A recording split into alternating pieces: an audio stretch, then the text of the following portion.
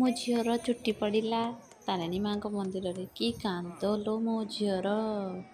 ମୁଁ ତ ତା କାନ୍ଦ ଦେଖିକିରି ମୁଁ ନିଜେ କାନ୍ଦି ପକେଇଲି। ଆଉ ଛୁଆମାନେ କାନ୍ଦିଲେ କେତେ କଷ୍ଟ ହୁଏ କେବଳ ଗୋଟେ ମା' ହିଁ ବୁଝିପାରିବ। ସେ ବାରିକକୁ ବହୁତ ବହୁତ ଧନ୍ୟବାଦ କି ସେ ବହୁତ ଧ୍ୟାନର ସହିତ ମୋ ଝିଅର ଚୁଟି କାଟିଛନ୍ତି। ଗୋଟେ ଜାଗାରେ ବି ବାଜି ନାହିଁ। ଗୋଟେ ଛୋଟ ବ୍ଲଡ଼ ଟିକେ ଜଷ୍ଟ ବହିଲା, ମୁଁ ଭାବିଲି ବୋଧେ ମୋ ଝିଅର ମୁଣ୍ଡରେ ଟିକେ ଖୁର ବାଜିଗଲା, କିନ୍ତୁ ତା ମୁଣ୍ଡରେ ଛୋଟ ବ୍ରଣଟେ ହେଇଥିଲା, ଯେଉଁଟାକି ତା ବାପା ମୋତେ କହିଲେ ବ୍ରଣ ହେଇଛି ବୋଲି।